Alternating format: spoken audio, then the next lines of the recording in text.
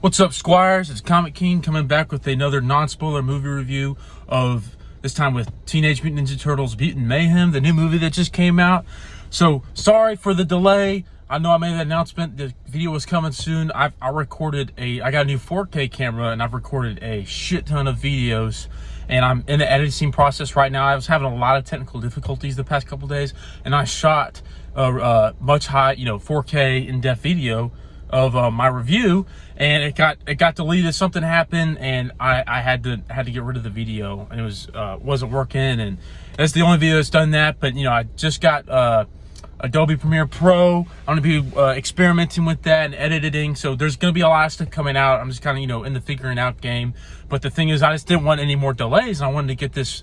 I don't want to delay this video of my review for this anytime soon. Just, I'm trying to stay consistent the best I can.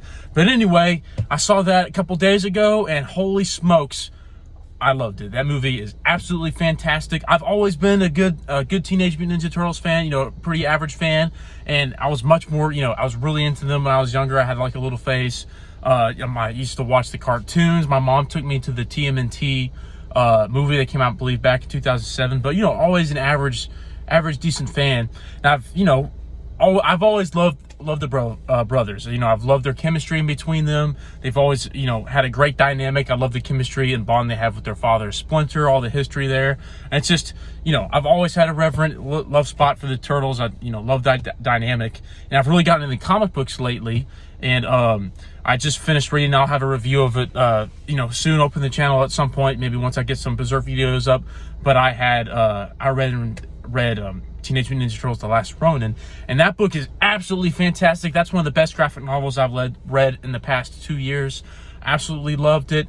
I'm a huge Batman fan, right? Dark Knight Returns is my favorite graphic novel of all time, and it was basically a spin on the Turtles of what if this was their last story? It was their Dark Knight Returns. That was the premise of the comic book, and absolutely fantastic. They've always had a darker side, but of course the movies and the media and shows and stuff are going to go ape off, the 80s cartoon. I think it was 19, the original cartoon. And that's also a classic as well. But this new movie, absolutely fantastic. Total surprise. I knew it was going to be good. I saw the trailer and I was very intrigued. Across the Spider-Verse is still my favorite movie of the year. That's absolutely amazing. But when the first Into the Spider-Verse came out, I had the back of my head, I'm like, okay, since this movie's so successful, we're going to see a lot of studios kind of aping off this. However, all the studios that we've had that have done a movie in the vein of Spider-Verse have all been really great. The animation styles have really worked. Like Puss in Boots: The Last Wish was absolutely fantastic. That was one of my favorite movies of last year. And then Teenage Mutant Ninja Turtles, fucking loved it. I thought it was great. It was definitely one of the funniest movies. That first half of the film, one of the funniest movies I've seen all year. And it's one of my favorites of the year too. But I thought we were gonna get bad quality, but they took their time. And the great thing about all these different movies that aren't Sony, that have been made in the same vein as their Spider-Man movies, is that even though the style is similar, it's also completely different and serves a story and those characters in that world in its own right? They haven't directly copied it, because if you watch Puss in Boots: The Last Wish, sketchy the Spider-Verse style, it just happens kind of action, but then they have their own colorful palette the rest of the movie. Where this movie, it's each character's incredibly different, and I'd say it's more of like it's comic book beat, but more in like a dark sense, where like Spider-Verse and Last Wish were very colorful.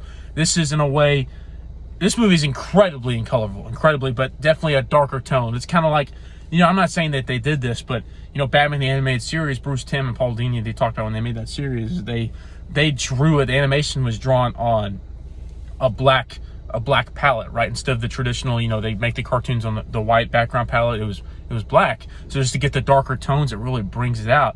This feels like that movie. They did that, and each character design is fantastic. The Turtles are very lively, colorful. The villains are hilarious and great. Their design is fantastic.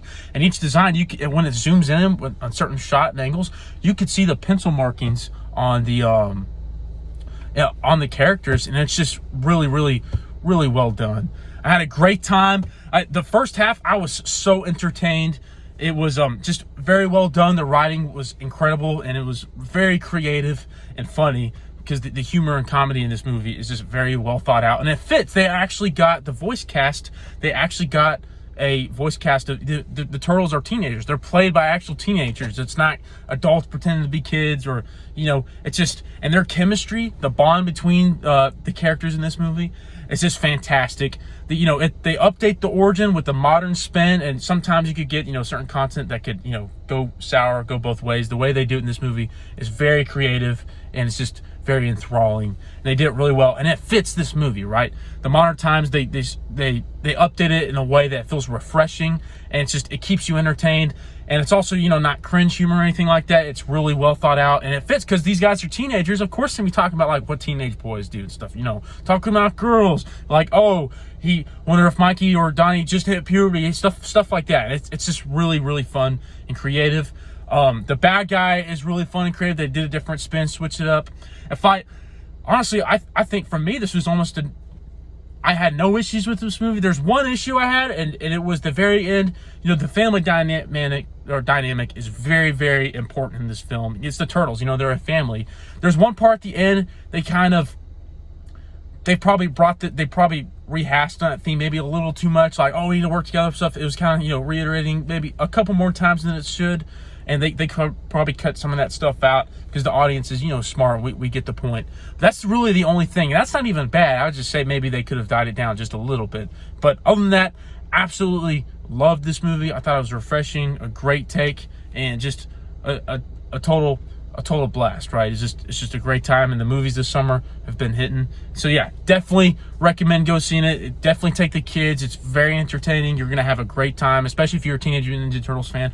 I highly recommend you go see it. Or if just an anime movie fan or fan in general, this movie packs a punch, and it's just a great, really fun time. Well, yeah, Comic Keen signing off. This movie definitely gets the pump. Highly recommend. Don't forget to like, subscribe, and get strong. Get the pump. Come on.